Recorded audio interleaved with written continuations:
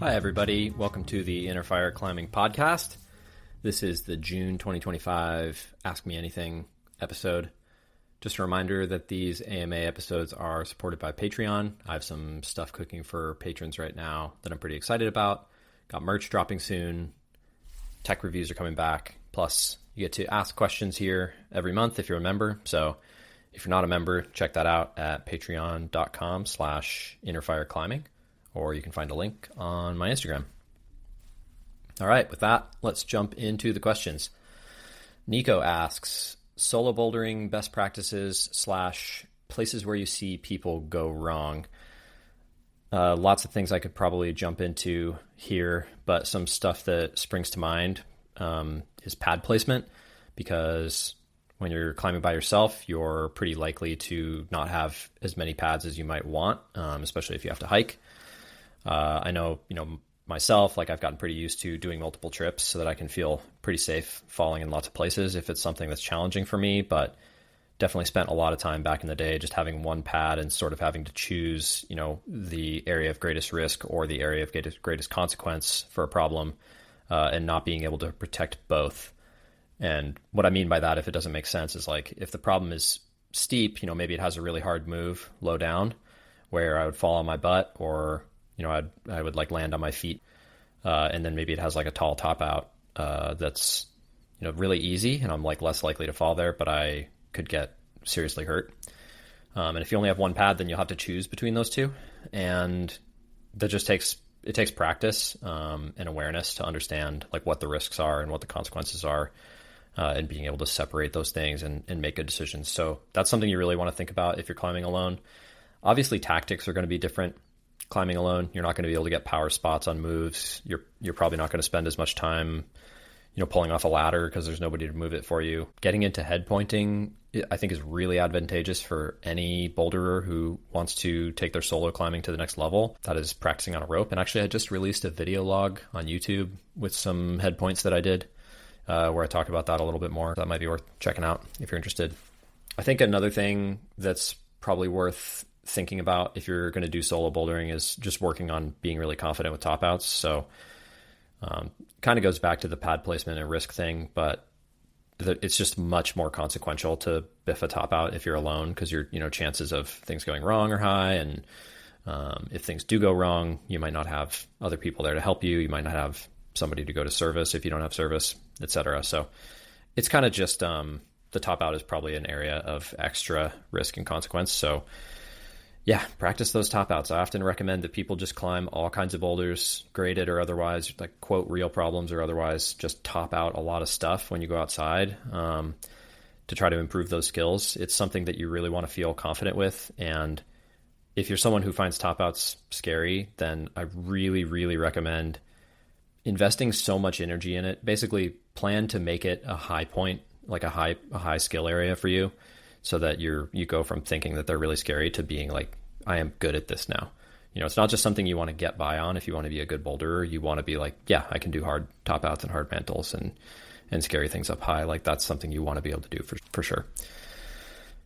Kind of related, I think it's, in all aspects of performance, I think confidence and pressure are important tools to be aware of and to be able to use to your advantage, but they're double-edged. So one way I've heard this put is knowing what you're doing can give you confidence, but it's not the same thing. Confidence is no substitute for actually knowing what you're doing. And that applies really well to solo climbing, solo bouldering. I think all this, or a lot of this advice in terms of confidence and stuff like that, also applies to systems and rope soloing and stuff like that too. But probably the biggest place that people go wrong that I put in my notes is just not doing it and then thinking that it's scary. I talk to way too many people who are not doing the things that they want to do in bouldering because they're always going with the group and they don't get to go to their thing, or they're climbing on what other people are psyched on, which is great. It's a social sport for sure. But if you really want to push yourself to do the things that you want to do, I think becoming comfortable climbing by yourself is super important. And yeah, it's going to be scary at first, but it's like anything. You adapt to it, you adjust to it, you kind of learn how to manage those risks. Hopefully you learn the easy way and not the hard way, but it can be learned for sure. So that's my main advice, probably, is just to do it and try to get better at it and take it really easy. Be careful out there, but don't avoid it. Okay, Simon Pearson asks, I watch a lot of climbing media, mostly on YouTube. I watch these in a very passive way, in so much as when I'm watching it, I'm just relaxing and letting it wash over me. I might as well be watching cartoons. Are there ways I can make this time more productive by being more engaged in these videos? What sort of things are you looking out for when watching footage of others climbing? In the context of this question, most of the time the problems will be a professional climber climbing at some world-class crag. Nowhere I'll be climbing anytime soon. I mostly don't know the beta for the problems. Well, the last sentence kind of tells me something, which is if I watch a video of a pro climbing something I'll never climb out at some world-class crag, I'm still going to absorb some of the beta for the problem. Maybe it's just almost a reflexive thing that when I'm watching climbing, I'm sort of paying attention to what they're doing and maybe trying to understand why. But, that's sort of cyclical because you admitted that you're watching them in a passive way. So I guess the biggest piece of advice would be to try to watch them in a more active way. And then, it probably will automatically be more productive. I don't know that it's about focusing on any particular thing or try to do any particular thing, although I'll give you some suggestions in a minute. But really just trying to watch it actively is probably the main thing. But, I think we're under a lot of pressure to be productive with all our time and to get something out of everything we do. And opportunity cost is really stressful these days. So if it's time that you would also spend watching cartoons anyway, then it's not necessarily a bad thing that you're watching it passively, in my opinion. I think since I started coaching, I do a lot less of that. Probably just because I take in so much climbing footage of my clients and, myself and my peers that going to watch, more pro climbers climbing on stuff it's fun, but it's not as interesting as it used to be. I think just because I actually find it more relatable when it's someone I know really struggling on a V5 or a 512 versus when it's, a pro climbing a V15 really effortlessly. It's not as interesting kind of. And I also find a lot of the editing kind of uninteresting. That's probably neither here nor there, but as an example, I really like following Daiko Yamada on Instagram and just watching his uncut footage of him climbing. I think that's all I need. I don't really need the music and all the slow-mo cuts and zooming in and stuff. I don't know. I find that stuff a lot less interesting than I used to. So as far as stuff to focus on while you're watching, the probably the biggest thing would be to work on your visualization and sensation skills and maybe trying to understand what they're doing physically. When I watch the lead World Cups especially, I really, really pay attention to their hips and when they're getting their hips close to the wall. And you can really learn a lot about a climber's efficiency. If you watch the finals, you might not notice this as much because most of the finalists are going to be pretty efficient and they're going to have climbed well through qualies and semis, so they're going to have more energy. But if you just watch the semis from the beginning, you'll see a lot of people climbing inefficiently and getting, a third or halfway up the wall. And then when the big guns start coming out, partway through the round, you'll see them getting way closer to the wall, hesitating way less, making clips way faster. And you don't have to be seeing the nuance of each move for that to be valuable. I think just taking it in and kind of seeing what does this person who just made semifinals for the first time and their PB was 46th place before they made it, what are they doing differently than Janja Garbrit when Janja comes out? Because it is different the way they move, for sure. So just trying to understand what's happening physically and why some people succeed and don't, I think is really valuable. When I watch the bouldering World Cups, I think I'm a little bit more actively trying to problem solve and actively trying to understand their technique and not just looking at the sort of big picture. I really am interested in the sensation, and sometimes I'll even mimic the moves and sort of try to feel in my muscles what they might be doing in order to stay on the wall. And if you find that kind of thing fascinating, trying to understand how people stay on the wall, there's a section of my principles course called it's the tension section that really underpins my whole thinking in basically how we don't fall off. And that tension section is a really good logical explanation of what's happening when we don't fall off the wall. And I think it helps with video review and just understanding what other people are doing when you're watching them climb in person too. It's really helped me like have the right words to describe to people what's happening while they're climbing and to understand, why they fall off sometimes, like how tension gets lost basically in the chain. So you don't have to get the course, but it would be interesting. And I'm redoing the course. I think I've talked about that on the podcast before, so I won't belabor it. Hopefully that gives you some stuff to think about. Oh, I guess one more thing. One thing I do appreciate about a long edit is sometimes you can try to understand what they're doing tactically if they're giving you the tries in chronological order, which I do appreciate about like some bouldering edits. You are seeing them like rework sections or like change their beta and get more efficient, which I find interesting over time. So that might be something to look out for on some of the big bouldering edits. Okay, big question here from Jantina.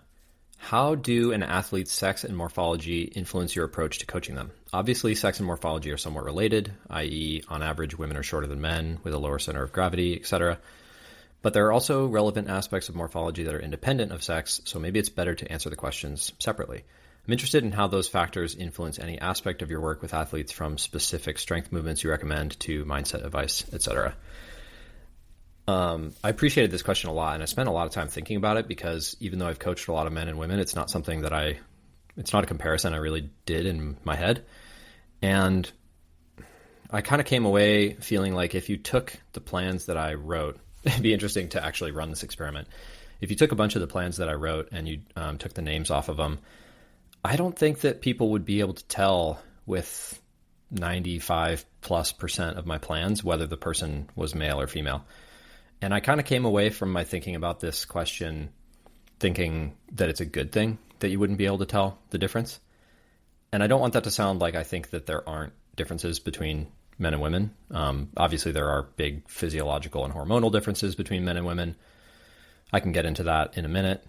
But when it comes to actually writing training, physical training, things like specific strength movements, I just don't think that people need very different stuff. And there are exceptions to that. So let me talk about the differences a little bit because I think that might be useful.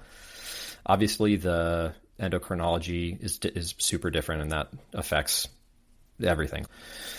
Plays a really big role in super high level weightlifting or like genetic potential for sure. Like men are going to have a higher strength ceiling and all those things. But not as big of a role in like a heavily movement based sport where the training is largely an auto-regulated thing that we're kind of doing on the side to just increase our practice capacity. There are things that are important to understand if you're physically training people. So like women have slightly higher ligament laxity, so they're more prone to things like ACL tears. That's why so much of the medical research on ligament rehab and rehab in general is on female ACL tears. Like if I'm coaching someone and they're like a woman who used to do field sports, I could like happily bet money that they've torn their ACL. I don't remember the exact number, but it's very high.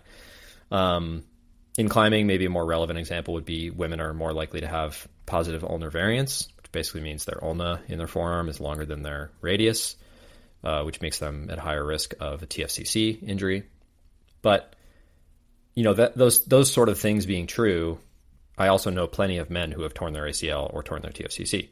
You're talking about like a few percent difference of likelihood, which is still really small compared to the overall likelihood of a person injuring that thing, right? Obviously, men have more muscle, less body fat, generally taller, longer limbs, bigger bodies, and hormones all sort of run that show. But a lot of that stuff doesn't really change the way that you train for climbing. Like, it's going to have a lot more to do with the person's physical training history, their capacity to recover from training, what's going on in their life, their preferences, and their goals. Those are the things that are really going to drive the selection of training modes. And between men and women, I don't think it actually matters that much. Now, you could make a pretty compelling argument that women and men are going to have different things going on in their life and may respond to those things differently. Their role as mothers and fathers and their role in the workplace and things like that are all culturally affected. And that kind of bubbles down to like your stress level and your recovery capacity and all that stuff. But I don't know if that's as much of a sex difference as a cultural difference. There are other exceptions. So like there's nuances to training women postpartum, which you definitely want a specific PT for. and postmenopausal. So like bone density is different, muscle protein synthesis works differently postmenopause. But even with all that stuff in mind, I was kind of thinking about some plans that I've written for postmenopausal women, and I don't know if you'd be able to tell them apart from my other plans. Probably you would be able to tell that the person had a given training capacity, but I think that has much more to do with their age and their recovery potential than with their sex. So the physical training I think is all fairly the same. The communication, I think, is a different beast, and I might be a little bit more prone to stereotype here. Again, there's always exceptions. It's not like 90% of men are one way and 10% are the other way, and 90% of women are one way and 10% are the other way, or anything like that. But if I was going to stereotype and put my foot in my mouth, I would say I think women are slightly less likely to like tough it out with a bad plan or an injury. They're more likely to communicate that struggle. I think men are a little bit more likely to like hide or downplay an injury. I think men are a little bit more likely to assume strength is the problem. I think women are more willing to be introspective about fear and anxiety and vulnerability, or maybe more willing to talk about that instead of maybe staying more focused on the physical sides of training. But those are all huge stereotypes. Like, I'm a man and I'm very lower body reliant and very flexible. My wife is super strong and front wheel drive and like locks everything off and climbs with her arms. So, I live my life as an edge case. So it's easy to like make some assumptions. I really try to come into every coaching relationship fresh and open-minded. And that's the reason that my intake form is so long. Anybody who's worked with me knows it's pretty in depth because I want to know everything about somebody. And that way I have all this context about their life situation and training volume and history and recovery potential and movement preferences. I can't say I don't change anything based on their sex, but I don't have like a system in my head where I'm like, if it's a man, this, and if it's a woman, this. I've coached all the different the gradients of like women who are climbing hard or not climbing that hard, who have, really high training recovery potential or really low recovery potential and training capacity. And then same with men who are climbing hard or not, men who are training really hard or not. It's all over the map, basically. I think if you read all the transcripts of all the consults I've done, or if you like fed them into an AI, you might be able to determine some difference of when I'm talking to a man versus a woman. That'd be an interesting experiment. I would be curious to know what biases might show up on that, but there's none that I'm aware of. And I think I would be kind of cynical or disappointed if a coach was like, women need to work on dynos and men need to work on slab, or like, women are afraid and men are dumb or something like that. You know what I mean? It's just very, it sounds very judgmental because it is. So I try not to coach people any differently. I try to just coach them as people. I had to jump back into the recording booth because I realized that I answered the sex differences part of that question. I did not get into the morphology differences part of the question. So I'll try to cover this pretty quickly, and maybe it's something I can talk about again at a later time. But I do definitely train shorter and taller athletes differently. Mostly because I think shorter and taller athletes wind up with different affordances and they wind up struggling with different things in the sport. There are commonalities there. And actually, I think those commonalities are a little bit more like rigid and consistent than with the sex differences that I was talking about before. So I'll rattle off a few things that I think tend to be worth exploring for climbers of different sizes. If I'm coaching someone who's on the smaller side, it's very likely that we're going to do a lot of like exploring beta options, going to do like method repeats where we're trying to do things multiple ways. We're definitely going to work on certain types of flexibility for getting into small box positions, and doing a lot of like high heel hooks, making sure that we have, finger strength capabilities to like match holds, all the things that basically are within the sort of standard toolkit. And then on the other side of things, for short climbers, you're going to want to make sure that they're very powerful. We're almost always going to do plyo. We're almost always going to do board climbing, things that are like inherently sort of challenging and are automatically a little bit harder if you're on the short side of the spectrum. So I do try to tackle it from both sides. And some people may find this surprising, but on the tall climbers side of things, I think that there tends to be a little bit less to worry about from a physical point of view. I think in a lot of ways, training with a tall climber is not that different than training with like an average size climber. But I noticed that tall climbers tend to have just as hard of a mindset obstacle that they have to get over compared to a short climber. And the big difference between the two tends to be that socially or culturally in the climbing culture, it's just not it's not looked upon very well or received very well when tall climbers complain about being tall. Like if you're short and you can't reach, everybody expects you to struggle with that and to be vocal about that struggle, and people really commiserate. But if you're tall and the holds are just really freaking small and, you know, your fingers are big, we're just not as compassionate about that for some reason. I think because tall climbers do often get an advantage in a lot of other realms. And this is really interesting to me because I've actually witnessed, you know, people who are 6'3", kind of taking flack from other people at the crag, basically for climbing being easier for them. And like, while I was witnessing this, you know, I was standing there as a man who's 5'10" +4. And I think you could make a very strong argument that out of the short person, the tall person, and myself, the person who probably has it the easiest morphology wise is me.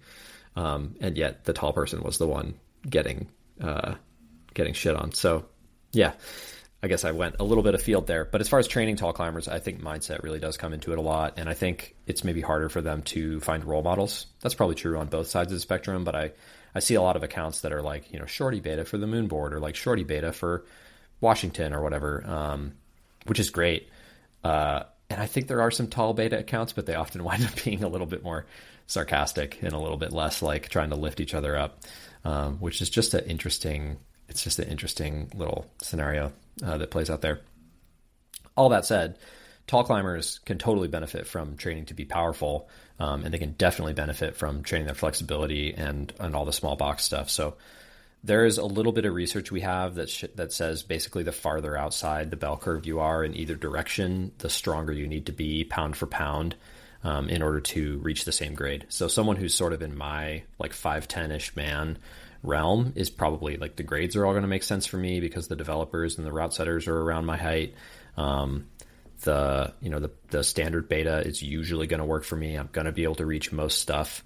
And then the taller or shorter that you get from there, the more likely that you're going to need to fit into a box that's not comfortable for you, or jump to a hold that you can't get to, or come up with some stuff that the route setters or the developers didn't come up with because they could reach something that you can't reach. Like, all those scenarios become more likely as you get further outside the norms, and all of those things basically just mean you need to be physically stronger. So somebody can kind of get away with more of a strength deficit if they're within the bell curve of size, basically, is what it comes down to. But I think people might be surprised to find out that tall climbers fall into that category as well. It's not just short climbers who need to be physically stronger. It's tall climbers also.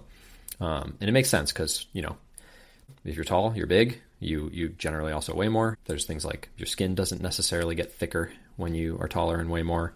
So they also have like other disadvantages as well. But in general, you know, I talk that stuff through with each climber, and we'll make training selections based on what things they're struggling with, just like we would with anyone else. But just like with the sex differences question, it's not like I see an intake form from a tall climber and I'm like, oh, this person definitely is going to need, you know, to do like high step flexibility, because they could be really flexible and we won't need to work on it. And same with a short climber. Like, sometimes a short climber comes to me and it's just really obvious that we're going to do plyo and we're going to work on confidence with jumping to holds and stuff. And other times a short climber comes to me and they're actually really good at jumping, and we just need to work on the fundamentals that I would work on with any other client. So it is really all over the board, and I try to not make assumptions until I'm working with somebody. There are some, you know, kind of commonalities or themes, but there's no hard and fast rules, really. And I really had to think about that answer, so I appreciate that question. All right, moving on. Briana asks, thoughts on free will. I've heard you mention it a few times recently, and I'm wondering if you think we have it or not. And I'm going to read the second question just so you guys know I'm not going to babble about free will for 20 minutes. Also, what are your and Kim's favorite donut flavors from Fox and Oak? Must include a donut question each month, obviously. Okay, so free will, I'll try to keep it quick. I'm a compatibilist, which basically means I'm a coward. A compatibilist is you believe in both free will and determinism, and you believe that they can coexist. But I think most of the reason that I call myself a compatibilist is just because I find the idea of hard determinism kind of scary. For those who don't know, determinism basically means that everything since the Big Bang is just happening the way that it's happening, and we're not actually in any control of it. It's just like a cascade of events. I'm really compelled by the Dan Dennett argument that consciousness is probably an evolutionary adaptation that produces a really convincing illusion that's helped us stay alive and find mates and stuff like that. But I just try not to think about it too much because it kind of makes me listless or sad or something.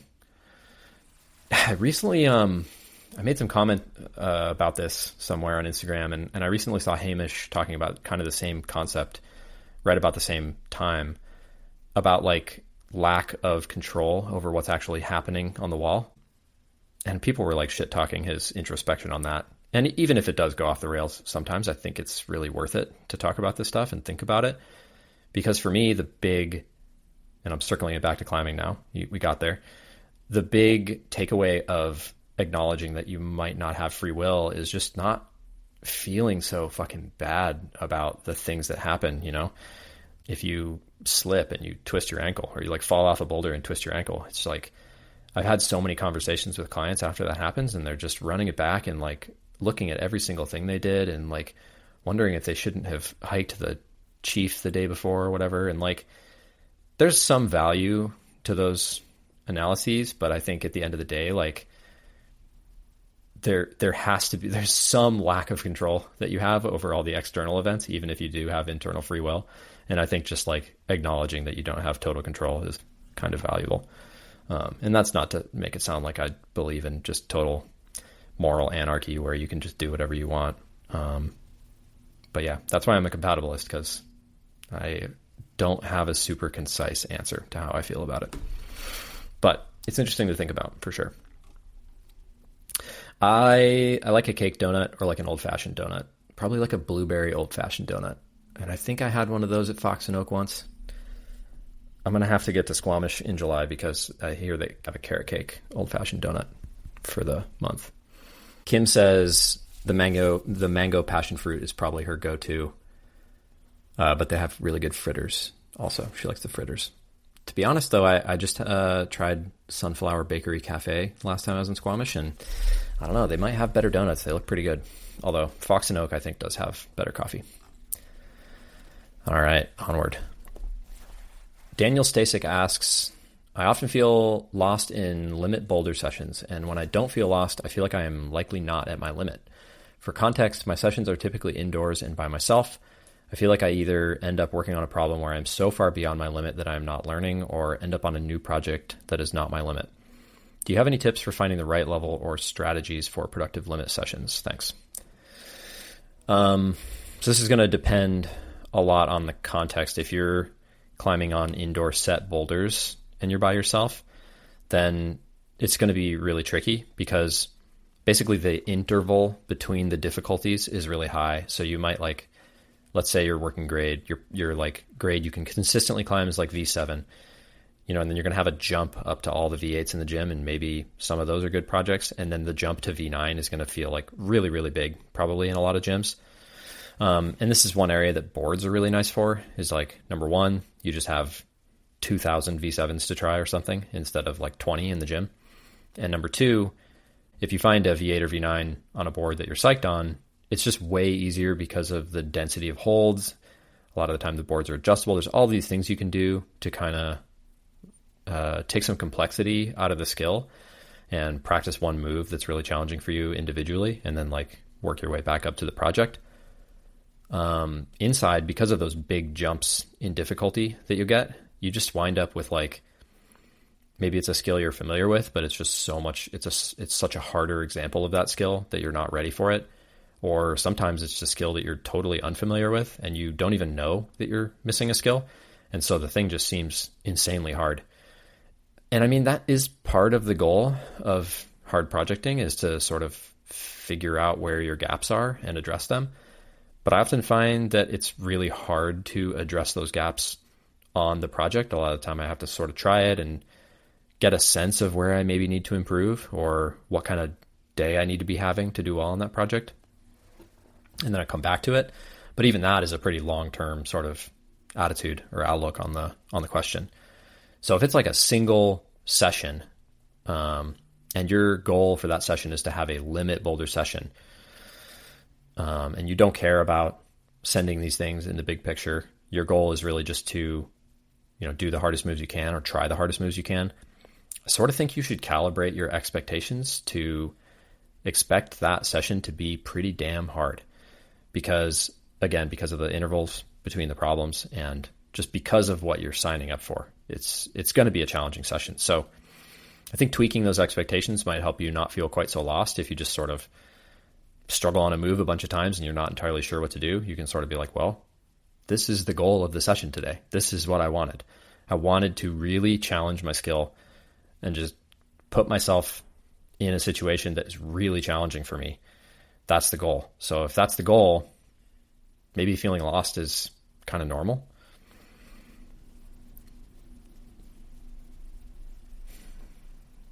I think maybe one thing I'd add to that is I don't give people a ton of limit. I don't use the word limit very much. And I know that's really semantic, but your limit is so contextual and ever changing. And often I don't think people even have a great handle on what their limits are. So I try to be careful about that word. I guess a quick example of this is a session I really like to do is, a session where you are climbing on a board and you do a little bit of low gear and then some problems that you're familiar with that you can kind of feel good and recruited on, and then some projecting. And usually I'll do this 3-3-3 or 4-4-4 or 5-5-5 of each of those things. And if you just tell people pick projects, something you couldn't do in a day, try it for 10 or 15 minutes, you might have somebody who climbs V6 on that board and they pick 3 V6s. There's these are 3 V6s I didn't think I could do today.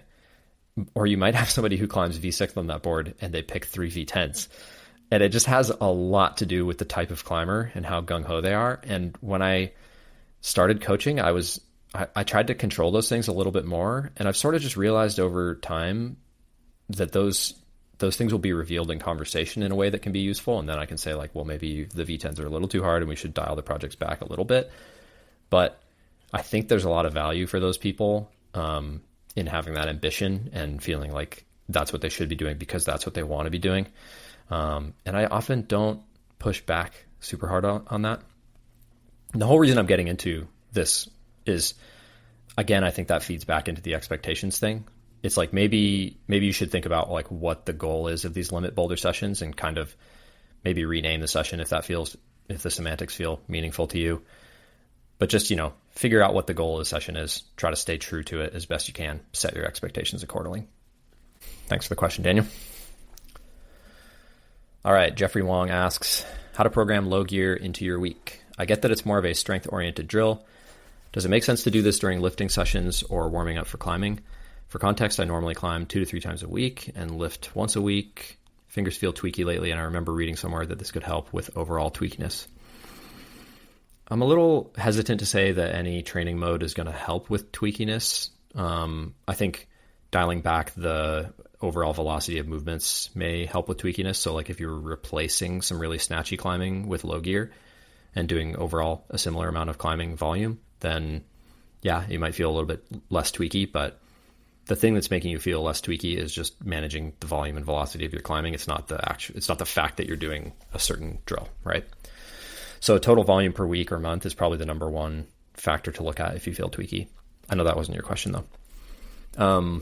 I think classic low gear is a finger exercise. So I put it with climbing. I think it's important to have finger rest days throughout the week unless you're a genetic freak. Some variations of low gear might be more strengthy or positional training, as I often call it. So that would be cross-body tension, shoulder mode, low gear where you're kind of in a Gaston position, center line low gear where you're doing those tight crosses that you do a lot on the moon board. Things like that I'll do on more jugs instead of doing them on crimps. But a huge percentage of the time that I'm programming low gear, it's for fingers. So I would definitely do it on a climbing day.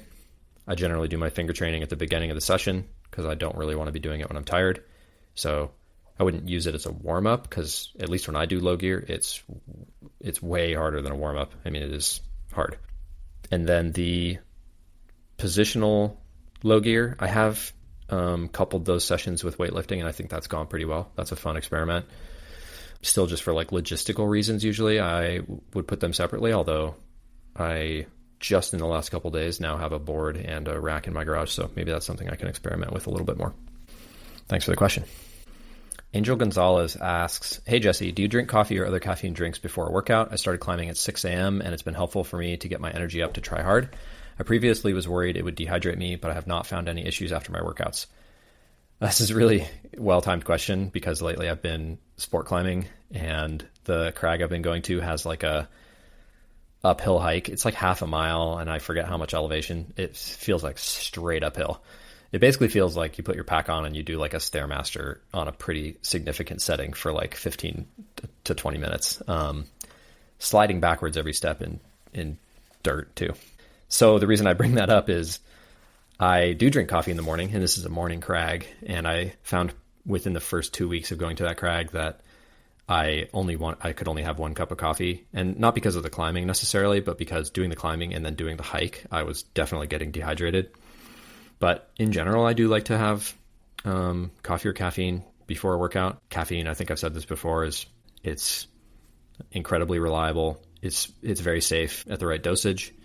And there's not a ton of adverse effects except for potentially dehydration or anxiety, depending on what kind of climbing you're doing. So if you're hydrated going into it, which you might want to, pay some attention to just because people tend to be dehydrated in the morning.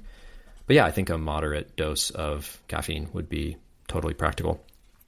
And then as far as other times, I know I mentioned this in the last AMA, I think, but I think, Red Bull in the afternoon or in the evening is totally a performance enhancer, or your energy drink of choice. Doesn't have to be a Red Bull, although I do personally think that Red Bull is, it works. It's nice. I'm not going to say their tagline, but I've become a fan in the last couple of years. I think a little bit more than I used to be. I used to be really hesitant to do it, the same as I'm hesitant to like take ibuprofen because I want to feel senses and I want to be like careful and stuff like that. But there's still a time and a place for those things. So I think in the spring season, I had like, over the whole season of however many climbing days, I think I had like 3 Red Bulls.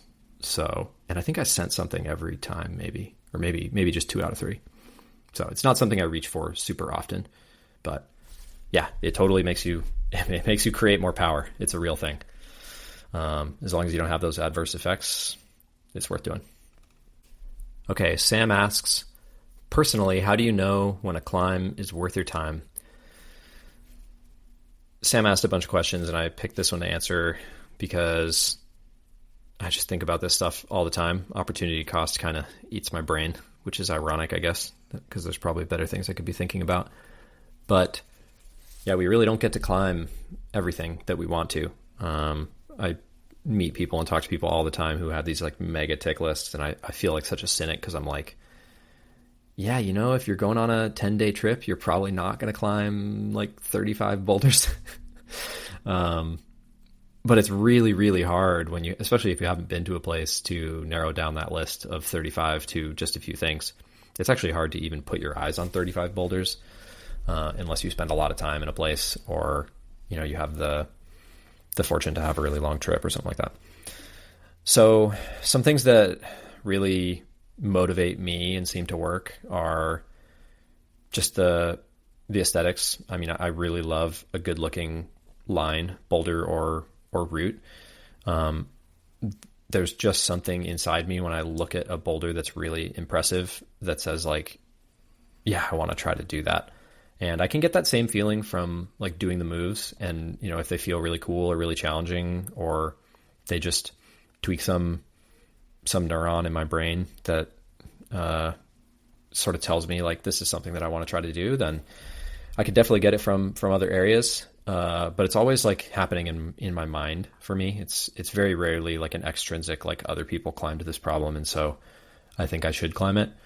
And I think that's part of why I really like getting off the beaten path, doing things that other people haven't done as much, I really like doing first ascents, although I haven't done as many of them since I moved to Washington. And I think a lot of that is tied back to that sort of like being driven by something happening in my brain rather than, doing the things that other people tell me, like have a lot of stars or are really good or are really popular or whatever. It's almost become like a little bit of a curse for somebody to say that a problem is classic to me. When people are like, oh yeah, that one's like super classic, there's just some part of me that like shrivels and is like, I'm not sure that I want to do it then. It's like a bad word, I'm not sure when that happened, but I've definitely been that way for a while.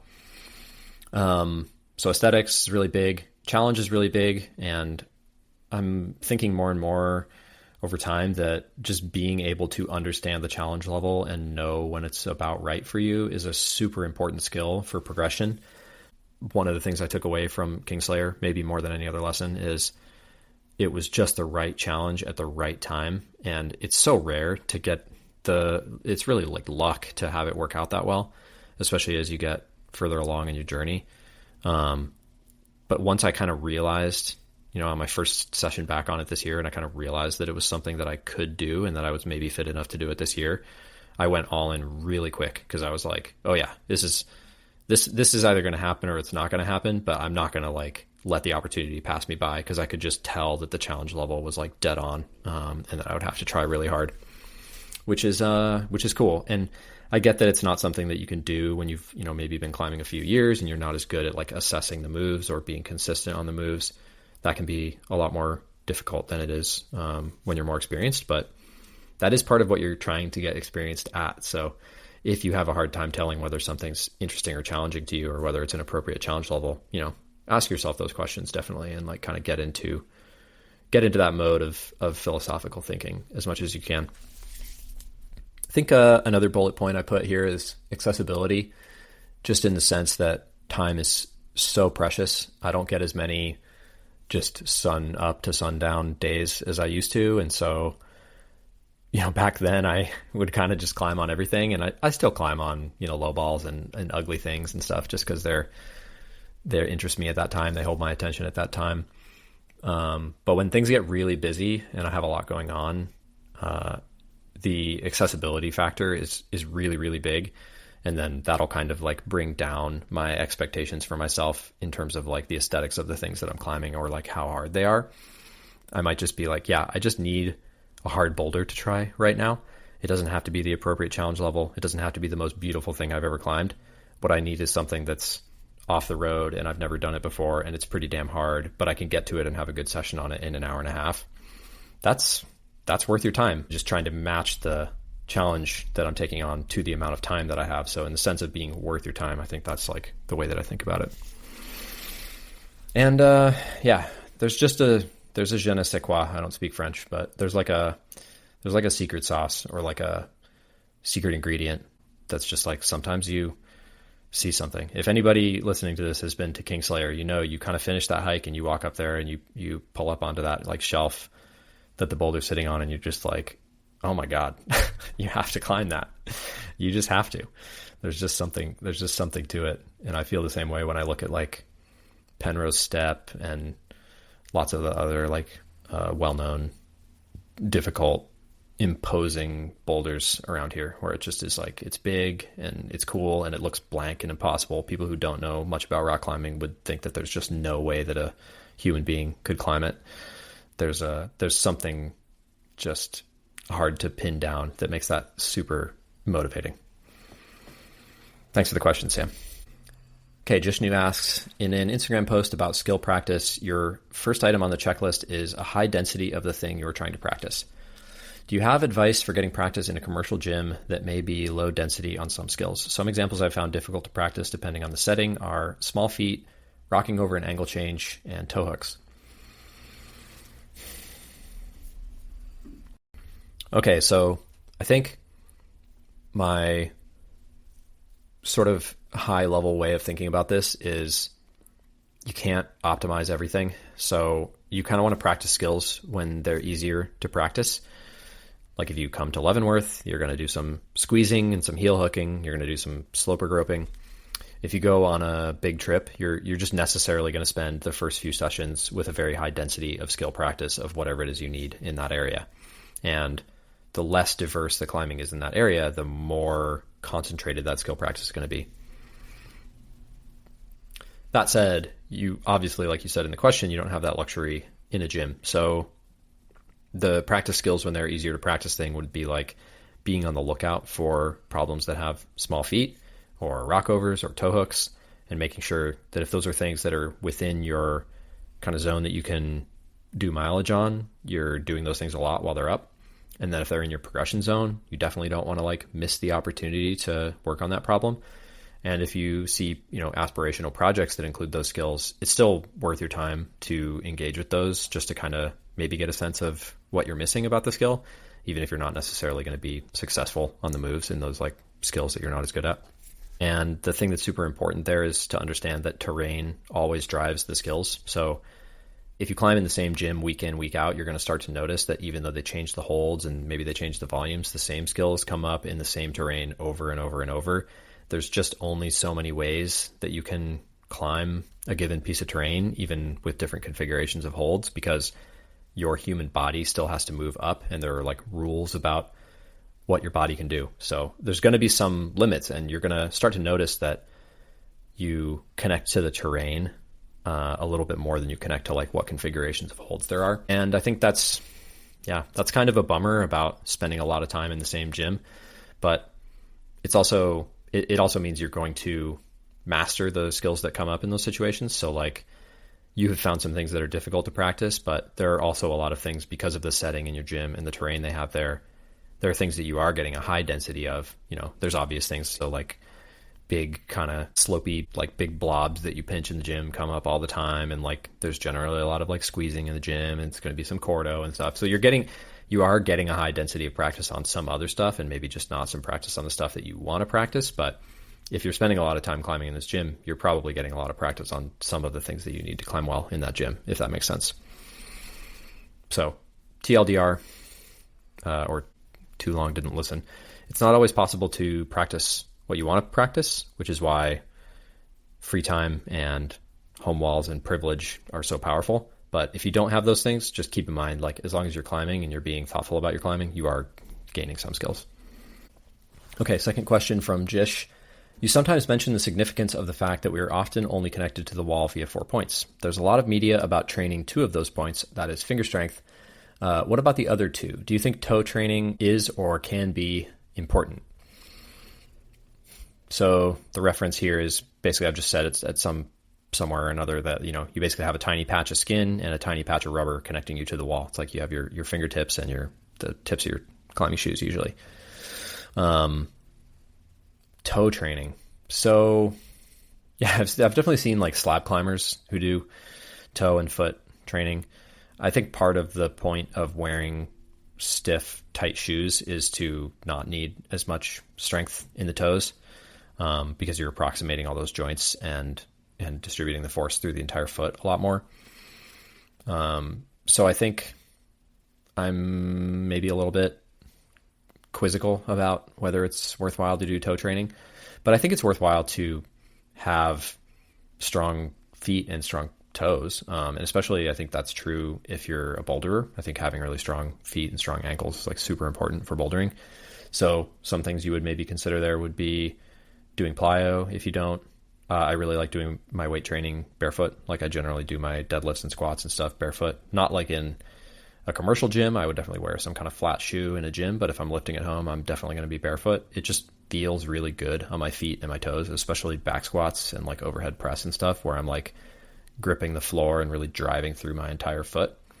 It feels good. My feet don't get pumped or anything like that, but I can tell that they're working in a way that they don't even when I go for like a hike in shoes. So I think toe training or thinking about the contact point of the toes probably is more about shoe selection, shoe fit, and then like drilling in on dialing your footwork and just feeling good about the edge and smear technique that you have in order to distribute the weight throughout your entire foot and redirect it into your body.